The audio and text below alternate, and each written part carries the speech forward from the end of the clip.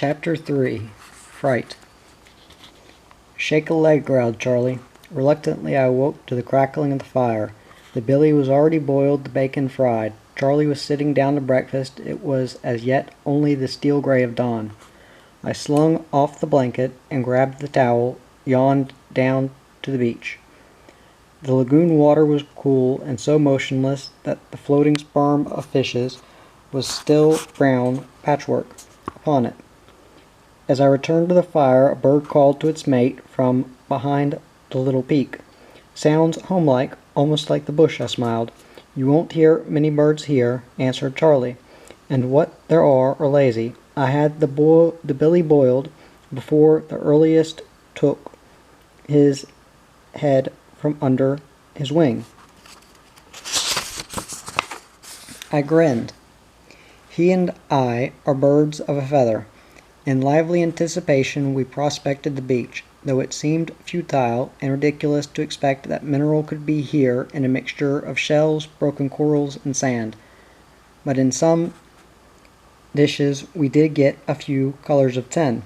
The beach was so tiny that we had thoroughly prospected it by midday. In the afternoon we sank a line of potholes to water level at the sea base of the peak, among big granite rocks that had rolled down from above. In one dish we got half an ounce of alluvial tin, which proved at least that there was some tin somewhere. But the beach was a failure. We discussed it over the campfire that night. "The old Malay must have magnified his tin," I declared disappointedly. "Perhaps not," mused Charlie. "Remember, he is no miner. He found reef tin for certain, because he brought back specimens with him. We may have misunderstood his pidgin English directions and not located the right spot. He said the beach between the two hills. There are only two hills on the island, and we have tried that beach. Well, there was tin in it. Yes, just a prospect. It must have been denuded from the peak or the hill, and the waves have washed it back up onto the beach. But the prospects are so small that they cannot have come from a payable deposit. We can't be sure yet. Even in such a tiny area as this, there may be a rich lode buried somewhere. We've got plenty of time to look around anyway." He stirred the fire, which responded cheerfully, lighting up his unsmiling face, his direct, thoughtful eyes. He was sparing with the wood, though there was abundance of it as drift on the beach just a few yards away. "Have you ever known the natives light a big fire?" I asked. "No, except at special corroborees or when firing the country in a game battue. Never otherwise, lest the fire betray them to enemies." "Did a native ever attempt your life?" "Yes, once." "What happened to him?" Charlie stared into the fire, puffing at his pipe. A murmuring of waves came from the reef. I stretched out on the blankets and gazed up at the velvet sky with its lure of twinkling stars. I was disappointed. The old Malay had been so positive of the rich tin to be found on the beach. Of course, any blackish-looking stone might have deceived him as tin, especially as he really had found several specimens of the real mineral. I wondered what Nick was doing in distant town. What paddocks had he turned the old horses out in to spell? Would he go roaming away with some temporary mate before I returned? What a difference there was in men. If Dick had been here, we should have taken this island episode as a lark. But with Charlie it was going to be very different.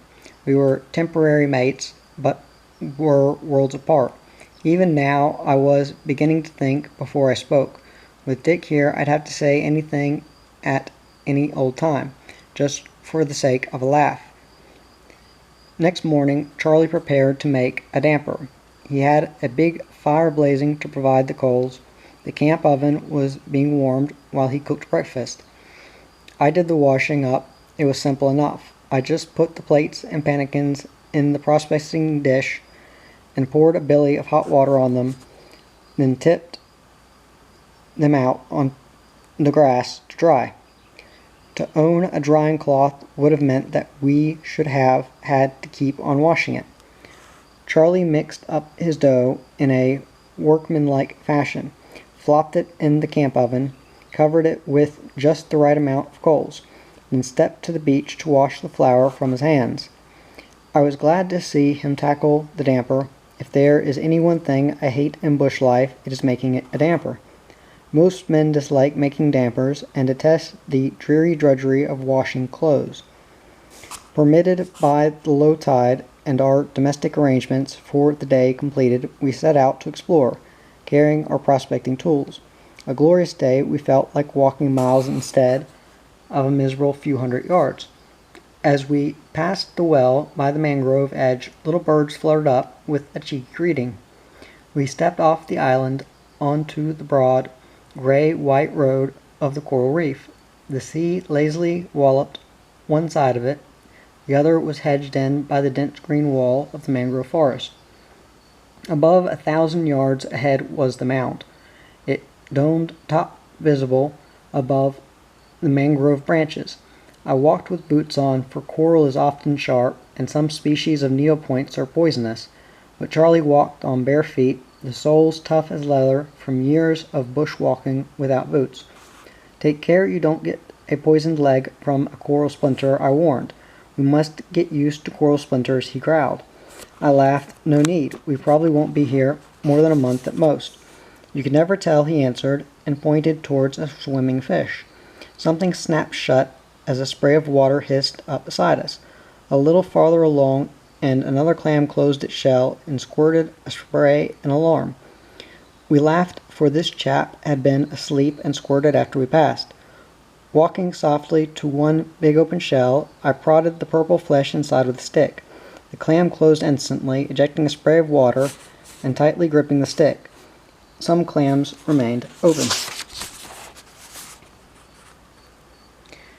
These were too far away to hear us or feel the vibration of our feet, or some sense warned them that danger was not imminent.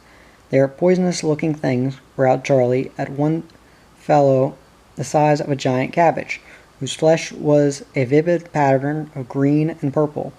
On an occasional one grows pearls, milky white things of no value, although a rare one might grow an unusual shape and color that would be of value to curiosity hunters.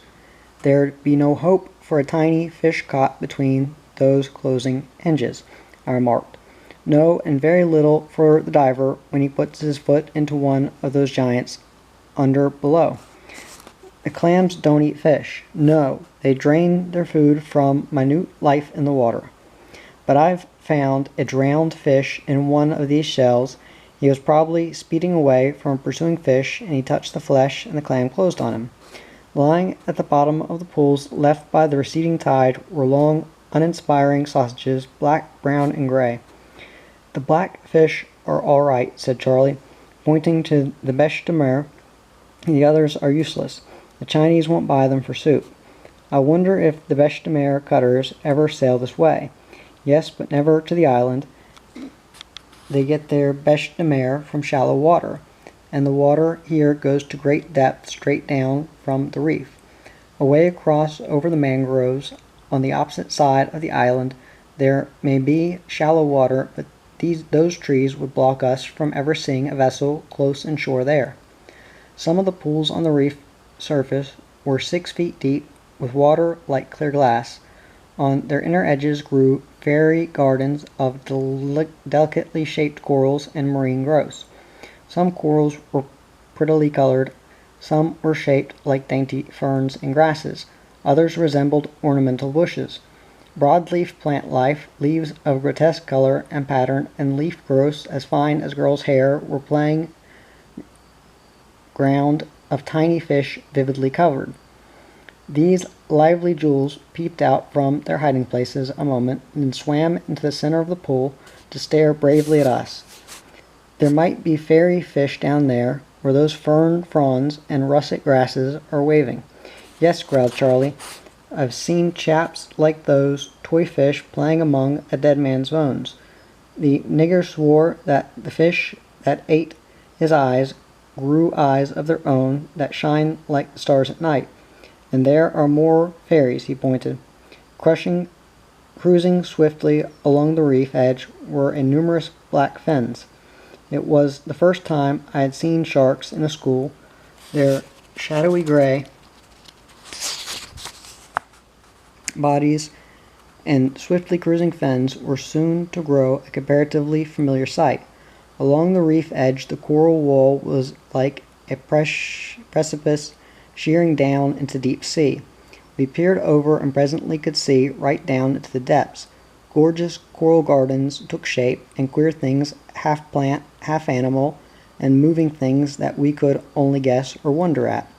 One dark place, trellised with waving weeds, suggested the entrance to a cavern. I can imagine dead men's bones down there, I nodded. There's live things a lot worse, answered Charlie. Come along to the mound and see if we can find some tin. A little further along we noticed an opening among the mangroves, suggesting the mouth of a small river. As we drew level with the place, we could see that at a little distance within the forest the trees closed in, their countless roots walling the space around. These roots were a maze of twisted wood that held up each tree like the ribs of an umbrella. The roots joined the trunk some 3 feet above the mud, and appeared like miles of writhing snakes all along the forest edge, and all through it too, as we found later on. Dark tunnels here and there along the tree wall surrounding this clear place ran in among the trees, over the roots, and below their interlocking branches. There appeared to be creeks running into the forest there. They would be death traps when the tide comes in. They are, said Charlie, staring thoughtfully in among the trees. I wished he would tell me his thoughts. It was such a beautiful day, but he turned and walked up along the reef. Close to the mound, we were forced to wade knee-deep, for here a wide creek flowed over the coral and penetrated deep into the mangroves. This creek mouth would be a raging torrent when the tide swirls in. Yes, said Charlie, no doubt deep-sea fish come racing up here and on into the forest with the tide. There must be some great fights among those mangroves at night. The mound proved to be even more unpromising than our 2 tiny hills. Just a squat knob of granite at its base, where they had toppled upon the reef, were piled up boulders, many of monster size. The soil of this one tiny hillock had long since been sucked away by the ever-hungry sea. The pate of the mounds was bare rock gleaming in the sunlight. The mangrove side of it, however, was covered by a few inches of decomposed soil, and here existed a handful of undergrowth and dwarf trees. Who on earth first brought these trees here? I asked curiously. Are they relics of a growth that existed when this island was part of the mainland, or did land birds carry the seed here? Most likely birds or the sea currents brought the seeds from the mainland, though the trees could be relics of thousands of years ago. To our surprise, a few small birds were flitting about here, long-beaked birds with yellow breasts whose occasional cheerful whistling gave the only bright side to a depressingly interesting picture. From the mound the reef ran east, but was not so well defined, for in the near distance the mangroves grew over it to the edge of the sea. Looking back the way we had come, the 2 little hills seemed growing right up from the mangrove tops. Looking out over the forest from the mound was to gaze out over a far spread mass of dark green foliage, the sea invisible on its farthest side. Well, what do you think of it? I asked. It's all right, answered Charlie soberly. A bit small maybe, but then if there is any tin in the place, we shall be able to find it all the sooner. Look at that cheeky little bird. I don't believe he's seen a man before. He's coming closer to have a good look, and by that perky sideways glance at his head, he doesn't think much of us either.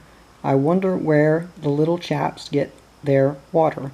At the well, of course. I noticed a dozen there this morning. There's not another drop of fresh water on the island. My God! Charlie sprang up, his face white. What's wrong? I've forgotten my scope.